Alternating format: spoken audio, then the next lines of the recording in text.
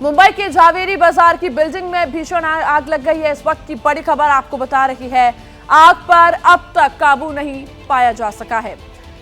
रात 1 से 1:30 बजे के बीच भीषण आग लगी है। आपको बता दें, दमकल की 1 दर्जन गाड़ियां मौके पर पहुंच चुकी है और आग बुझाने में जुटी हुई है। इमारत में 50 से 60 लोग फंसे हुए थे, उन्हें समय रहते सुरक्षित निकाल लिया गया। भीषण आग से इस 5 मंजिला बिल्डिंग की पहली और दूसरी मंजिल की छत का हिस्सा गिर गया है। ये तस्वीरें देख सकते हैं। अब तक किसी के घायल या हताहत होने की खबर सामने नहीं आई है। देखिए, जिस बिल्डिंग में आग लगी है वो मशहूर मुंबा देवी मंदिर के पास है।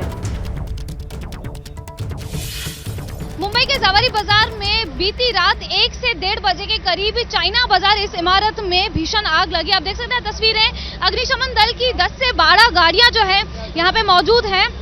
फिलहाल आग पर काबू पा लिया गया है, लेकिन आप जैसे कि तस्वीरें देख सकते हैं, ये पूरी कमर्शियल बिल्डिंग है और इसमें शुरुआत में जब आग लगी तब शुरुआत के एक आगे वाले हिस्से में लगी, उसके बाद वो आग दूसरे मंजिल पे, तीसरे मंजिल पे लगी और बढ़ती गई। अभी भी आप देख सकते हैं क्रेन की मदद से पानी डाला जा रहा है और वहां पे आग को बुझाया जा रहा है। जानकारी फिलहाल ये मिल रही है कि आग पर काबू पा लिया गया है, लेकिन कूलिंग की प्रक्रिया जो है वो लंबे समय तक चलेगी, क्योंकि आग जो है बेहद ज्यादा बढ़ गई थी, तीव्रता आग की ज्यादा देखी गई थी। हालांकि इस बात की राहत है कि कोई भी इसमें गंभीर तरह से घायल नहीं हुआ है या फिर किसी की हताहत नहीं हुई है। हालांकि अग्निशमन दल की 10 से 12 गाड़ियां जो है यहाँ पे मौजूद है। आप देख सकते हैं अंदर की तस्वीरें, जहाँ पे क्रेन की मदद से ऊपर तक पहुंचा जा रहा है, साथ ही नीचे के स्तर पे भी पानी की मदद से आग को बुझाया जा रहा है, क्योंकि ये जो बिल्डिंग है वो कहीं ना कहीं एक जो हिस्सा है वो लकड़े का है और शुरुआत में जब आगे वाले हिस्से में लगी तो आग को तुरंत बुझा दिया गया, लेकिन दूसरा वाला जो हिस्सा है जहाँ पे आप देख सकते हैं अभी भी पानी छिड़का जा रहा है, वो अभी तक थोड़ा उसमें जो आग जो है वहां पे अभी तक भड़की हुई है लेवल। और लता हमारे साथ मुंबई से जुड़ गई इस खबर पर ज्यादा जानकारी के लिए। लता, इस वक्त ताजा अपडेट क्या है और साथ ही आग लगने का कारण सामने आ पाया अभी तक? जी सोनल, अब तक आग क्यों लगी है इसका कारण सामने नहीं आया है, लेकिन अभी सुबह हो चुकी है। ये जो अभी आपने तस्वीरें देखी थी वो आधी रात की थी, लेकिन अभी तक जो है आग बुझ नहीं पाई है। जिस तरीके से आग की शुरुआत हुई वो पहले ग्राउंड फ्लोर पर, फिर 1st, 2nd, 3rd, 4th, 5th और फिर 6th जो छत है वहां तक जाके पहुंची, लेकिन इस इमारत में अधिकतर हिस्सा लकड़े का है, जिस कारण से 1st फ्लोर और 2nd फ्लोर का जो सीलिंग है वो गिर गया, जो सीढ़ियां हैं वो गिर चुकी हैं। हालांकि अग्निशमन दल और मुंबई पुलिस मौके पर पहुंची, सही समय पर पहुंची और ये एक कमर्शियल बिल्डिंग है। यहाँ पे जो है वहाँ पे वो नहीं रहते हैं, लेकिन कारीगर कई सारे रहते हैं और बड़े बड़े रूम्स होते हैं वहाँ पे, जैसे कि झावेरी बाजार है, यहाँ पे गोल्ड का काम होता है, मुंबा देवी का इलाका है, तो फिर कई सारे कारीगर इस इमारत में मौजूद थे।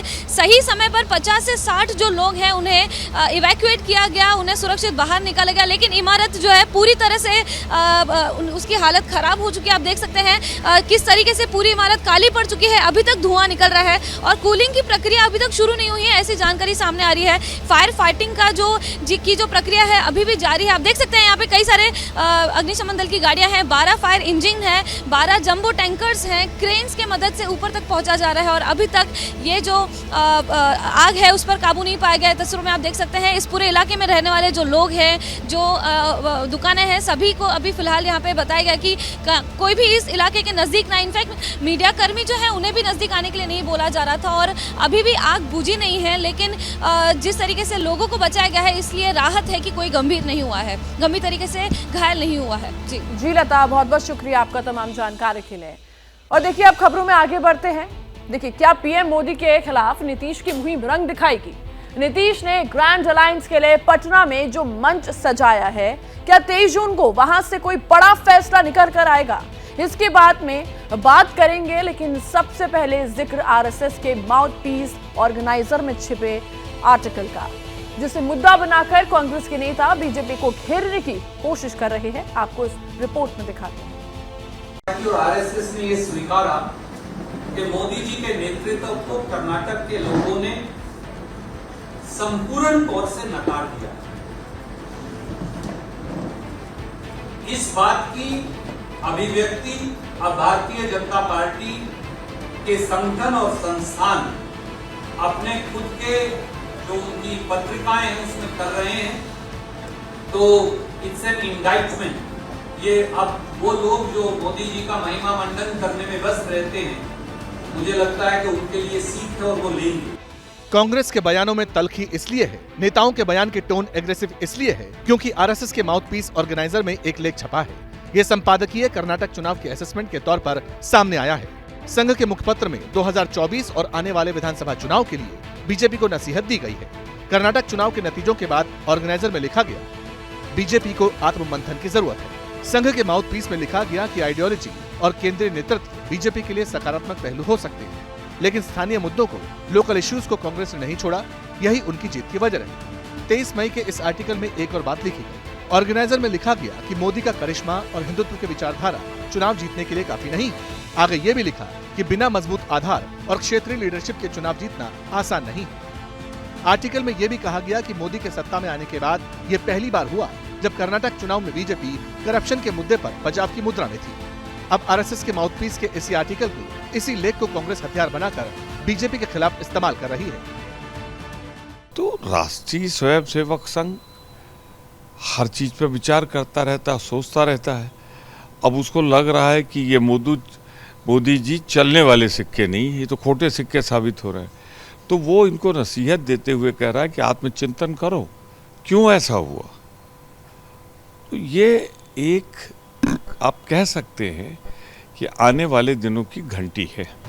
कांग्रेस हमलावर है, लेकिन बीजेपी भी लगातार स्ट्रेटेजी तैयार कर रही है। Party chief JP Nadda tiffin पर चर्चा कर चुके हैं। मध्य प्रदेश के अलावा पार्टी का राजस्थान पर भी फोकस है। अमित शाह और नड्डा से मुलाकात के बाद बुधवार को वसुंधरा राजे ने दिल्ली में संगठन मंत्री बीएल संतोष और प्रदेश के प्रभारी अरुण सिंह से मुलाकात की थी। इस सब के बीच संकेत ये भी है कि चुनाव से पहले बीजेपी संगठन में बड़े फेरबदल कर सकती है। इन बैठकों में लगातार भाजपा के संगठन को रिवैम्प करने की, मजबूत करने की कवायद हो रही है, बातचीत हो रही है। अब देखना यह होगा कि संघ की सलाह भाजपा कितना मानती है, कितना अमल में लाती है। लेकिन इतना तय है कि पिछले काफ़ी दिनों में संघ ने जो सलाह दी है उसे भारतीय जनता पार्टी बड़ी ही गंभीरता से ले रही है। कैमरामैन मनोज कुमार के साथ नीरज पांडे, एबीपी न्यूज़, दिल्ली। तो देखिए, औरंगजेब पर हुए बवाल के बाद महाराष्ट्र के कोल्हापुर में माहौल जो है वो अभी काबू में है, लेकिन इस पर राजनीति बेकाबू हो गई है। महागाड़ी को बवाल के पीछे ध्रुवीकरण की सियासी साजिश नजर आ रही है। तो बीजेपी उन्हें आईना दिखा रही है। आपको इस रिपोर्ट में दिखाते हैं। शिवाजी की धरती पर औरंगजेब का नाम लेकर माहौल किसने बिगाड़ा? कोल्हापुर को सुलगाने का संपूर्ण सच क्या है? पुलिस इसकी जांच तेजी से कर रही है। आरोपियों की गिरफ्तारी हो रही है, मगर इतना जरूर है कि गुरुवार को कोल्हापुर में नफरत के जो शोले सुलग रहे थे वो अब शांत है। तनाव के बीच हालात काबू में हैं, लेकिन अब सियासी तापमान उबाल मारने लगा है। राजनीति के तरकश से बयानों का पहला तीर संजय राउत ने छोड़ा। उद्धव गुट के नेता ने कह दिया कि जिन लोगों को बजरंग बली का सहारा नहीं मिला, वो लोग अब औरंगजेब के सहारे महाराष्ट्र के चुनावी मैदान में उतरने की तैयारी कर रहे हैं। औरंगजेब को यहाँ दफनाए हुए 400 साल हो गए। 400 साल के बाद भी आपको चुनाव जीतने के लिए औरंगजेब लगता है, इसलिए कि आपको कर्नाटक में बजरंग बली ने कोई मदद नहीं की, इसलिए आपको महाराष्ट्र में औरंगजेब चाहिए, अफजल खान चाहिए, बहादुर शाह जफर चाहिए, टीपू सुल्तान चाहिए। इस प्रकार के राजनीति आप करने जा रहे हैं। संजय राउत का हमला सीधा बीजेपी और महाराष्ट्र की एकनाथ शिंदे सरकार पर था। इससे पहले कि बीजेपी का काउंटर रिएक्शन सामने आता, बारामती से शरद पवार ने कोल्हापुर वाले इशू पर राज्य सरकार को घेरा। संजय राउत ने इल्जाम लगाया था कि कोल्हापुर में बाहर के लोगों ने हिंसा की। इसी बात को शरद पवार ने सपोर्ट किया। कोल्हापुर में जो कुछ भी हुआ वो महाराष्ट्र की लौकिकता को शोभा नहीं देता। राज्य की जनता और खासकर जहां ये घटना हुई, वहां के लोगों की कानून हाथ में लेने की प्रवृत्ति नहीं है। कोई जानबूझकर इस तरह का विवाद खड़ा कर रहा है, ये मेरा आरोप। सियासी दलों के तेवर तल्ख हैं, क्योंकि उनका इल्जाम है कि इस तरह के हिंसा वाली टेम्पलेट पर वोटों के ध्रुवीकरण करने की कोशिश हो रही है, और ये एक पैटर्न सा बन गया है। महाराष्ट्र में पिछले 4 महीने में इस तरह की 8 घटनाएं सामने आ चुकी हैं। कोल्हापुर, संभाजीनगर, जलगांव, अकोला, अहमदनगर, मुंबई और त्र्यंबकेश्वर में अलग अलग मुद्दों पर 2 गुट आमने सामने आ गए थे। मामला चाहे रामनवमी की शोभा यात्रा पर पथराव का हो या फिर कहीं मंदिर में दूसरे धर्म के लोगों के जबरन घुसने की बात हो, हर तरफ एक जैसा पैटर्न नजर आया। इसी तरह संभाजी महाराज की जयंती पर निकले जुलूस पर पथराव हुआ। हालांकि जहां तक कोल्हापुर का सवाल है, तो पुलिस का कहना है कि अभी सिचुएशन नॉर्मल है। एसआरपीएफ की 4 कंपनी, 1000 पुलिस कांस्टेबल और 150 अधिकारी हिंसा वाली जगहों पर मौजूद हैं। After the yesterday's incidents, we have registered 3 offences.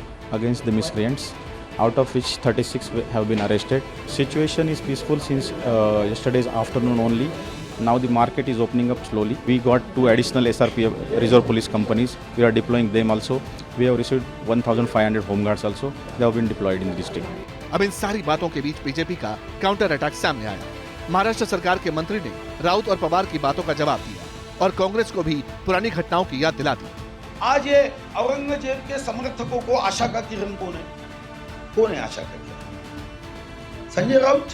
देखो, देश में कई बार इसके पहले भी कांग्रेस के राज में दंगे हुए। स्वर्गीय इंदिरा गांधी की जान नहीं बचा पाए, स्वर्गीय राजीव गांधी की जान नहीं बचा पाए, क्योंकि इंटेलिजेंस खत्म हो गया था। कैसे प्रश्न नहीं है? क्यों नहीं था? फिर इंटेलिजेंस पूरी तरह से नेस्तनाबूद हुआ था। बात कर लेते हैं कनाडा की, जहां खालिस्तान समर्थकों ने झांकी निकाली। झांकी थी दिवंगत प्रधानमंत्री इंदिरा गांधी को आपत्तिजनक तरीके से दिखाया गया है। इस बार भारत ने कनाडा को लताड़ लगाई, साफ साफ कहा कि भारत ये बात कभी बर्दाश्त नहीं करेगा।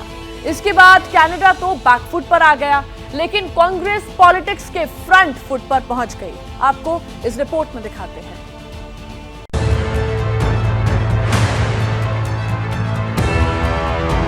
6 जून दिन मंगलवार, दिल्ली से करीब 10,570 किलोमीटर दूर कनाडा के ब्रैम्पटन से जैसे ही ये तस्वीरें सोशल मीडिया पर आई, बड़ा बखेड़ा खड़ा हो गया। विवाद की वजह देश की पूर्व प्रधानमंत्री दिवंगत इंदिरा गांधी की विवादित झांकी बनी। हुआ यूं कि 6 जून को कनाडा में खालिस्तान समर्थकों ने परेड निकाली। 5 किलोमीटर लंबी यह परेड ऑपरेशन ब्लू स्टार की 39वीं बरसी से पहले निकाली गई। सोशल मीडिया पर वायरल वीडियो में इंदिरा गांधी को खून से सनी सफेद साड़ी पहने दिखाया गया। झांकी में उनके हाथ ऊपर हैं और दूसरी तरफ एक शख्स उनकी तरफ बंदूक ताने खड़ा है। झांकी में दिखाए गए इस सीन के पीछे पोस्टर लगा है जिस पर लिखा है बदला। मामले ने तूल पकड़ा तो भारत सरकार एक्शन में। पूर्व प्रधानमंत्री दिवंगत इंदिरा गांधी की झांकी पर विदेश मंत्री एस जयशंकर ने कनाडा को जमकर लताड़ लगाई। I think there is a larger underlying issue about the space which is given to separatists, to extremists, to people who advocate violence, and I think it's not good for the relationship, and I think it's not good for Canada. इससे पहले कांग्रेस नेता मिलिंद देवड़ा ने Canada में इंदिरा गांधी की विवादित झांकी को मुद्दा बनाकर ट्वीट किया था और एकजुट होकर कनाडा के खिलाफ कड़े एक्शन लेने की मांग की थी। देवड़ा ने लिखा, एक भारतीय होने के नाते मैं कनाडा के ब्रैम्पटन में निकाले गए 5 किलोमीटर लंबी परेड में इंदिरा गांधी की हत्या को दिखाए जाने से स्तब्ध हूँ। यहाँ बात किसी का पक्ष लेने या ना लेने की नहीं है, बल्कि ये एक देश के इतिहास के प्रति सम्मान और उसके प्रधानमंत्री की हत्या के कारण उसे मिले जख्म की, इस कट्टरपंथ की सार्वभौमिक तौर पर निंदा होनी चाहिए और हमें एकजुट होकर प्रतिक्रिया देनी चाहिए। भारत ने कनाडा और कट्टरपंथियों को आईना दिखाया तो हरकत में कनाडा भी आया। कनाडा के उच्चायुक्त कैमरन मैक ने विवादित झांकी निकाले जाने के मसले की कड़ी निंदा की। कैमरन ने ट्वीट किया, मैं कनाडा में एक कार्यक्रम को लेकर आ रही रिपोर्ट से स्तब्ध हूँ जिसमें भारत के दिवंगत प्रधानमंत्री इंदिरा गांधी की हत्या को दिखाया गया। नफरत या हिंसा के महिमा मंडन के लिए कनाडा में कोई जगह नहीं है। मैं स्पष्ट रूप से इस तरह की गतिविधियों की निंदा करता हूँ। लेकिन मुद्दा यहीं खत्म नहीं हुआ। विवादित झांकी पर पॉलिटिक्स का पॉलिश चढ़ा तो कांग्रेस मोदी सरकार पर अग्रेसिव हो गई। देश की पूर्व प्रधानमंत्री श्रीमती इंदिरा गांधी जी को लेकर भारत विरोधी ताकतों द्वारा कनाडा जैसे देश के अंदर अगर मैं ये कहूं कि एक नंगा तांडव किया जाता है तो गलत नहीं होगा और भारत के प्रधानमंत्री चुप हैं। श्रीमती इंदिरा गांधी ने अपनी कुर्बानी इस देश के लिए दी। देश के प्रधानमंत्री माननीय नरेंद्र मोदी जी को चाहिए कि वो टेलीफोन उठाएं और कनाडा के अपने काउंटर पार्ट से बात करें और प्रोटेस्ट दर्ज करें। विदेश मंत्रालय को कनाडा के जो एम्बेसडर हैं हिंदुस्तान में, उनको बुलाकर अपना प्रोटेस्ट लॉन्च करना चाहिए। देश की पूर्व पीएम इंदिरा गांधी की विवादित झांकी पर भले ही सियासी रोटियां सेकी जा रही हैं, लेकिन इतना जरूर है कि भारत में इस मामले को लेकर सब एक पेज पर है। यही वजह है कि कनाडा में खालिस्तान समर्थकों ने जो कुछ किया उस पर हिंदुस्तान ने कनाडा को क्लियर मैसेज दे दिया, साफ कर दिया कि हिंदुस्तान अपने पूर्व प्रधानमंत्री का अपमान बर्दाश्त नहीं करेगा। तो देखिए, इंदिरा के मसले पर भारत ने कनाडा को काउंटर किया है तो देश के सीनियर मंत्रियों ने राहुल गांधी के इल्जामों का भी जवाब दिया है। राहुल पर विदेशी जमीन से देश को अपमानित करने का आरोप भी लगाया। और इस पर कांग्रेस ने भी जवाब दे दिया है। कांग्रेस का कहना है कि बीजेपी के नेता राहुल की पॉपुलैरिटी से परेशान है।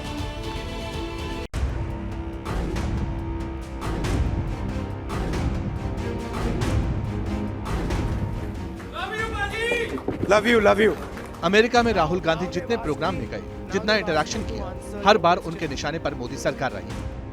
कभी कहा कि देश में माइनॉरिटी सेफ नहीं है, तो कभी कह दिया कि मोदी सरकार नफरत की सियासत करती है। लेकिन राहुल गांधी के बयानों को काउंटर करने के लिए अब मोदी सरकार के मंत्रियों ने मोर्चा संभाला। विदेश मंत्री ने कहा कि राहुल गांधी विदेश में जाकर हिंदुस्तान का अपमान करते हैं। उनकी आदत है कि वो जब बाहर जाते हैं कि वो देश की आलोचना करते हैं। दुनिया देख रही है कि इस देश में चुनाव होते हैं, चुनाव में कभी एक पार्टी जीतती है, कभी दूसरी पार्टी जीतती है। तो अगर देश में डेमोक्रेसी नहीं है तो ये ऐसा परिवर्तन तो आना नहीं चाहिए ना। ये पूरा नैरेटिव जो है, ये हमारे यहाँ एक देश में नैरेटिव बना है, और जब ये नैरेटिव देश में नहीं चलता या कम चलता है तो इसको बाहर ले जाते हैं। केंद्रीय महिला बाल विकास मंत्री स्मृति ईरानी भी मीडिया के सामने आई। राहुल के मोहब्बत की दुकान वाले बयान पर तीखा पलटवार किया। ये कैसी मोहब्बत है जो सिखों का नरसंहार करे? ये कैसी मोहब्बत है जो तब नहीं बोलती जब केरला स्टोरी आती है? ये कैसी मोहब्बत है जो चुप हो जाती है जब राजस्थान में महिला के खिलाफ रेप की गतिविधि बढ़ती है? ये कैसी मोहब्बत है जो उनसे हाथ मिलाती है, उनको गले लगाती है जो हिंदुस्तान को कोसते हैं? ये कैसी मोहब्बत है जो देश की राजधानी में भारत तेरे टुकड़े हों ऐसे बोल बोलते हैं? ये कैसी मोहब्बत है? राहुल गांधी के स्टेटमेंट पर सवाल संजीव बालियान ने भी उठाए। केंद्रीय राज्य मंत्री ने कहा कि राहुल गांधी देश की छवि खराब कर रहे हैं। सबसे ज्यादा भयभीत तो राहुल गांधी है, जो देश में नहीं बोलता विदेश में बोलता है। सबसे बड़ी समस्या तो उसे ही है। जिस व्यक्ति को इतनी उम्र में ये भी समझना हो कि घर की बात घर में कर ले, बाहर मत करे, क्या टिप्पणी करें उसके ऊपर? आप खुद सोचिए, क्या वो ऐसी बातें करके जो विदेश में कर रहे हैं बात, देश की छवि बढ़ा रहे हैं कि खराब कर रहे हैं? इस देश में सब आनंद में है। सवाल है कि अचानक राहुल गांधी को लेकर बीजेपी इतना अग्रेसिव क्यों है? क्या 24 के चुनाव के लिए राहुल की एक्सेप्टेबिलिटी बढ़ गई है? क्या मोदी के खिलाफ मेन चैलेंजर के तौर पर विपक्षी दलों का फोकस अब राहुल गांधी पर है? कांग्रेस फिलहाल मोदी के खिलाफ विपक्षी दलों के चेहरे पर बोलने से बच रही है, लेकिन कांग्रेस की तरफ से इतना जरूर कहा जा रहा है कि राहुल गांधी की पॉपुलैरिटी बढ़ी है, इसीलिए बीजेपी में घबराहट है। उन्हें एक बात जो है वो गलतफहमी सरकार को भी दूर कर लेना चाहिए। सरकार के खिलाफ बोलना या सरकार के बारे में कोई टिप्पणी करना या वो देश के खिलाफ बात नहीं होती। राहुल गांधी को जो मकबूलियत मुल्क के बाहर हासिल हो रही है, मोदी जी चाहते हैं कि उन्होंने जो कुछ अब तक मुल्क के बाहर किया है उसमें कोई हिस्सेदार न बन जाए। उससे शायद वो डरते हैं और इसी तरह से ये सब बातें कहते हैं। मुंबई के पास उस खौफनाक मर्डर केस की दास्तां बताते हैं जिसे लेकर पूरे देश में चर्चा जोर पकड़ रही है। एक बार फिर से श्रद्धा मर्डर जैसा मामला सामने आया है। 56 साल के एक शख्स पर अपनी लिव इन पार्टनर की हत्या का आरोप है, लेकिन बात सिर्फ इतनी नहीं है। हत्या के बाद शव के साथ जो कुछ भी उसने किया, जिस तरह की बर्बरता उसने की, उसे सुनकर आपकी रूह कांप जाएगी। आप ये सोचने पर मजबूर हो जाएंगे कि ये वारदात को श्रद्धा मर्डर केस से भी ज्यादा खौफनाक है, डिस्टर्बिंग है। आइए आपको इस रिपोर्ट में दिखाते हैं। पहले इश्क किया,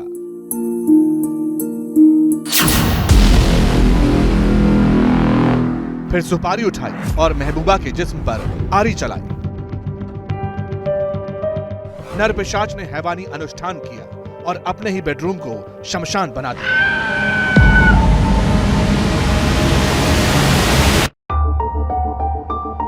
पहले पेड़ काटने वाली आरी से अपनी ही मोहब्बत की लाश के टुकड़े किए, फिर शरीर के अलग अलग हिस्सों को कुकर में डालकर उबालता रहा और 9 साल पुराने इश्क को मिक्सर ग्राइंडर में पीसकर किस्तों में छुटकारा पाता रहा।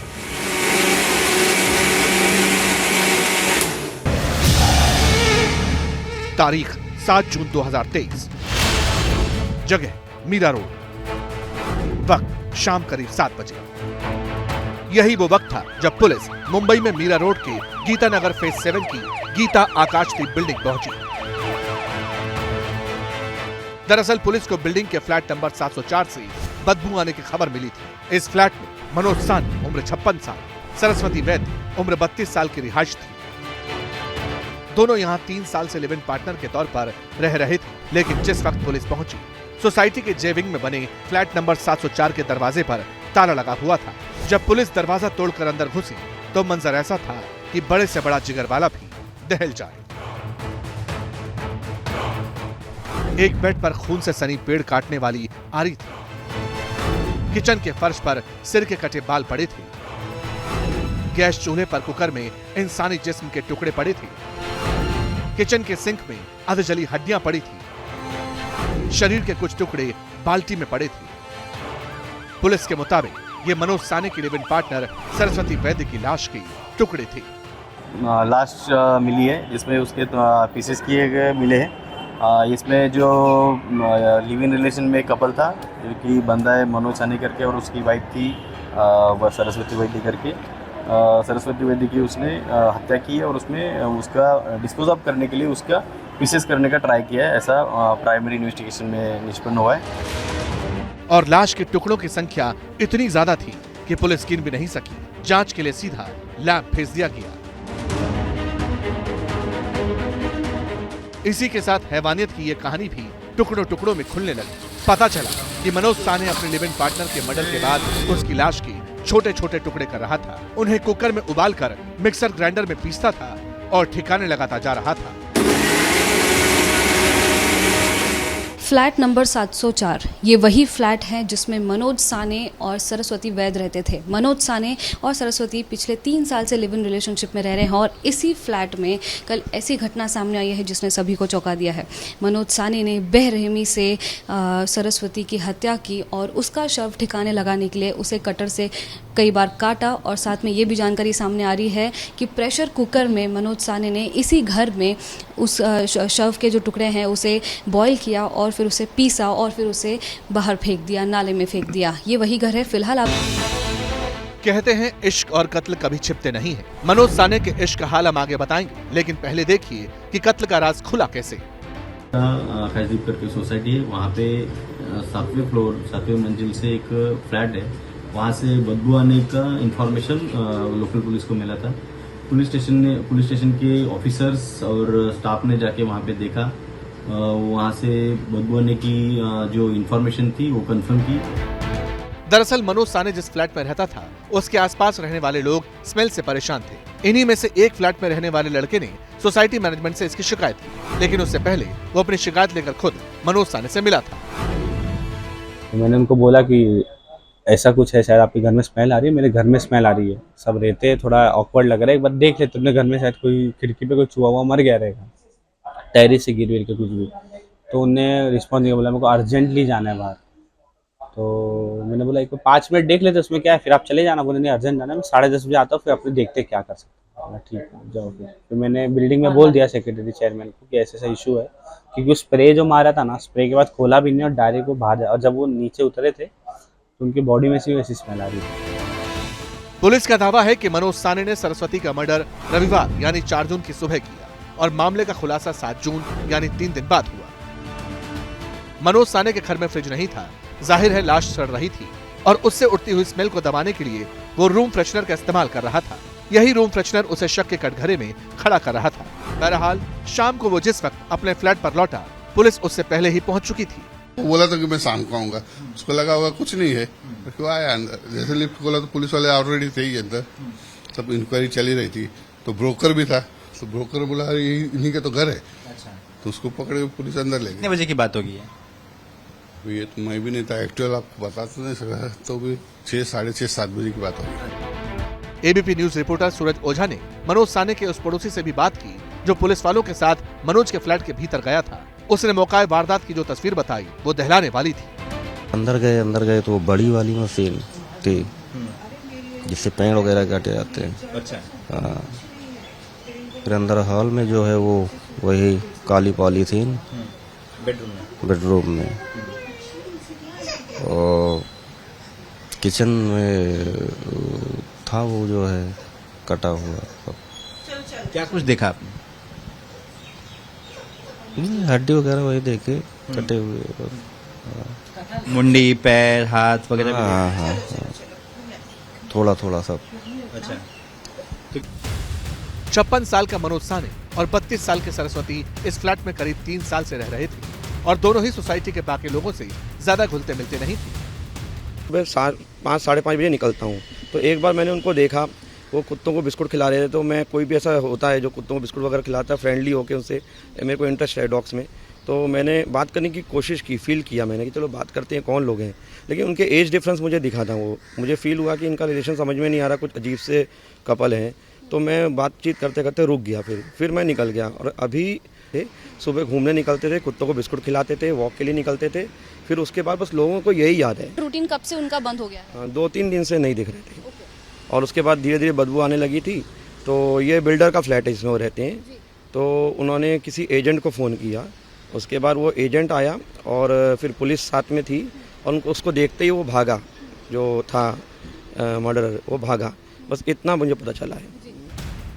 बताया जाता है कि सरस्वती अनाथ थी। 2014 में उसकी मुलाकात बोरीवली की एक राशन की दुकान में काम करने वाले मनोज साने से हुई।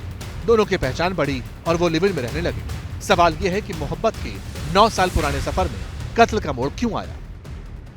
ये इसके पीछे ये क्यों हुआ, इसका कारण अब तक सामने नहीं आई है। हालांकि जो नया नगर पुलिस थाने हैं, उन्होंने जांच शुरू कर दी है और उन्होंने गिरफ्तार कर दिया है मनोज साने को। धारा 301 और धारा 302 और 201 इसके तहत हत्या का मामला दर्ज किया गया है। हालांकि पूरी जो जानकारी सामने नहीं आई कि ये क्यों हुआ। इस खौफनाक मर्डर के पीछे की थ्योरी फ्लोट करने की कोशिश खुद कत्ल के आरोपी मनोज साने ने की है। सोर्सेस के मुताबिक उसने पुलिस को बताया उसे सरस्वती वैद्य के किसी और से अफेयर का शक था। इसी बात पर 3-4 दिनों से दोनों में मारपीट होने लगी थी और सरस्वती ने 3 दिन पहले जहर खाकर सुसाइड कर लिया। सूत्रों से जानकारी मिल रही है कि आरोपी यानी कि मनोज साने अपने बचाव में ये कह रहे हैं कि इन दोनों के बीच में कहीं ना कहीं कुछ दिनों से झगड़ा चल रहा था। उन्हें शक था, मनोज को शक था कि सरस्वती का किसी के साथ अफेयर चल रहा है। जिसके बाद इस झगड़े में, कुछ दिनों से चल रहे मारपीट में सरस्वती ने आत्महत्या कर ली, जहर पी लिया। लेकिन इस आत्महत्या का ब्लेम जो है मनोज पर ना आए, इसलिए मनोज ने शव को ठिकाने लगाने का इरादा किया, शव को ठिकाने लगाकर निर्णय लिया। लेकिन मनोज की इस दलील में दम नहीं दिखता, क्योंकि अपनी मोहब्बत पर आरी चलाने, उसे मिक्सर ग्राइंडर में पीस कर ठिकाने लगाने के लिए किसी आशिक या इंसान का नहीं, नर पिशाच का काट कलेजा चाहिए। और एक बड़ी खबर आपको बता दें जो अमेरिका से आ रही है, जहां पूर्व राष्ट्रपति डोनाल्ड ट्रंप पर एक और मामले में क्रिमिनल केस चलाने की मंजूरी कोर्ट ने दे दी है। ट्रंप को मंगलवार को मियामी कोर्ट में हाजिर होना होगा। खबर है कि कोर्ट में हाजिर होते ही उन्हें गिरफ्तार कर लिया जाएगा।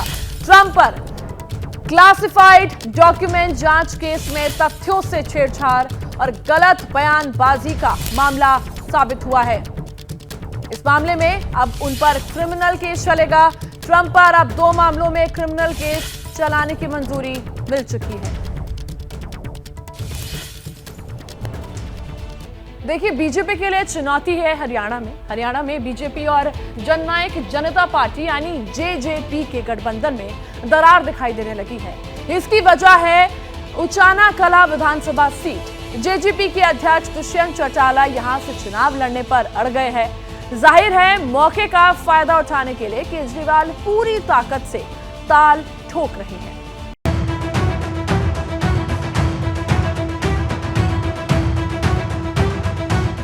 हमें अपने सबको मिलके इस तिरंगे की लाज रखनी है।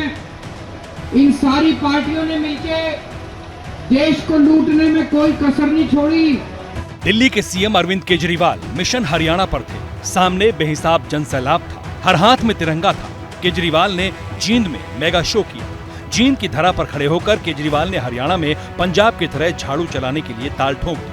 25 साल से कांग्रेस का राज है, 9 साल से बीजेपी का राज है। मैं आपसे पूछना चाहता हूं, कोई एक काम बता दो जो इन पार्टियों ने अच्छा कराओ। एक काम बता दो जी, कोई कांग्रेसियों ने अच्छा कराओ। एक काम बता दो जो कोई बीजेपी वालों ने, खट्टर साहब ने अच्छा कराओ। कोई स्कूल अच्छे बना दियो, कोई सड़कें बना दियो, आपके गांव में कोई अच्छा इंतजाम, पानी का इंतजाम, कोई सिंचाई का इंतजाम कराओ। आपके बच्चों को नौकरी दियो, कोई अस्पताल बना दियो, तो फिर क्यों वोट देते हो इनको? अंदाज वही था, तेवर वही था। हरियाणा फतेह का फॉर्मूला भी पंजाब और दिल्ली जैसा ही था। अगले साल हरियाणा में विधानसभा चुनाव है, जहां मुफ्त वाली राजनीति का दांव केजरीवाल फिर आजमाने के मूड में है। मेरे को एक मौका दो, मैं आपके बच्चों को अच्छी शिक्षा दूंगा, आपके बच्चों के लिए अच्छे स्कूल बना दूंगा। कोई नेता आके नहीं कहेगा, कांग्रेस कभी आपको नहीं आके कहेगी हम आपके बच्चों को अच्छी शिक्षा देंगे। स्कूल भी ठीक कर दूंगा और प्राइवेट वालों को भी ठीक कर दूंगा। दोनों करने आते हैं मेरे को। दिल्ली में कर दिए, अब पंजाब में मान साफ कर रहे हैं, सरकारी भी ठीक कर रहे हैं, प्राइवेट भी ठीक कर रहे हैं। यहां से 1 घंटा में संगरूर।